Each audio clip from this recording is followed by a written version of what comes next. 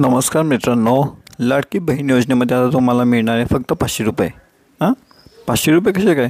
तुम्हाला तर 1500 रुपये मिळतात, मग अचानक 500 रुपये कसे मिळतील? तर मित्रांनो, याबद्दलच सविस्तर माहिती आपण आजच्या व्हिडिओमध्ये बघण्याचा प्रयत्न करणार आहोत। तर तुम्ही हा व्हिडिओ पूर्ण बघा, जेणेकरून काही महत्त्वाची माहिती तुमच्याकडनं सुटायला नको। तर मित्रांनो, लाडकी बहीण योजना त्या 8 लाख महिलांना 500 रुपये मिळणार, असं का आहे? तर मित्रांनो, आपण बघूयात। आर्थिक सक्षम असलेल्या महिलांनी लाडकी बहीण योजनेचा लाभ घेतल्यानंतर त्यांच्यावर गुन्हे दाखल करण्यात आले असून त्यांच्याकडून पैसेही वसूल करण्यात आल्याचे दावा विरोधकांकडून केला जातो आहे। तर मित्रांनो, मुख्यमंत्री माझी लाडकी बहीण योजनेतील पात्र 8 लाख महिलांना 500 रुपये मिळणार असल्याची चर्चा सुरू आहे। नमो शेतकरी योजना आणि लाडकी बहीण योजना अशा दोन योजनांचा लाभ घेणाऱ्या या 8 लाख महिलांना लाडकी बहीण योजनेचे 500 रुपये मिळण्याचं असल्याचं म्हटले जात आहे।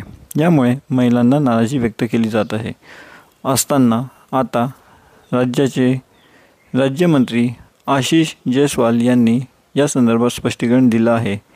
ते आज माध्यमांशी बोलत होते। आर्थिक सक्षम असलेल्या महिलांनी लाडकी बहीण योजनेचा लाभ घेतल्याने त्यांच्यावर गुन्हे दाखल करण्यात आले असून त्यांच्याकडून पैसेही वसूल करण्यात आल्याचा दावा विरोधकांकडून केला जातोय। यावर राज्यमंत्री आशिष जयस्वाल म्हणाले, कोणत्याही महिलेवर गुन्हे दाखल केला नसून वसुली केलेली नाही। विरोधकांकडून भ्रम पसरविला जात आहे। त्या 8 लाख महिलांना 500 रुपये मिळणार।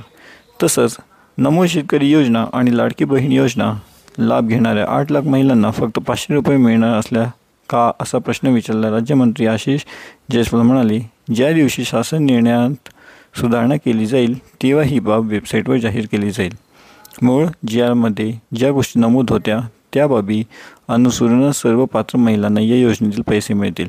ही योजना यापुढेही सुरू राहील, म्हणजेच त्या 8 लाख महिलांना 500 रुपयेच मिळणार असल्याचे त्यांनी भूमिका मांडलेली आहे।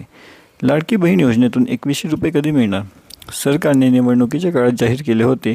जाहीरनाम्यात पत्रात 2100 रुपये कधी मिळणार असं विचारलं। राज्यमंत्री म्हणाले, महाराष्ट्र सरकारने महसूलात वाढून झाल्यानंतर त्यांचे योग्य नियोजन करण्यासाठी विविध विभागांकडे त्या निधीचं वितरण केले जात आहे। त्यामुळे त्या दिवशी महसूल वाढेल तेव्हा सर्व नमो शेतकरी योजना, लाडकी बहीण योजनेतील पात्र लाभार्थी टप्प्याटप्प्याने सरकार दिलेल्या वचनांची पूर्तता करेल।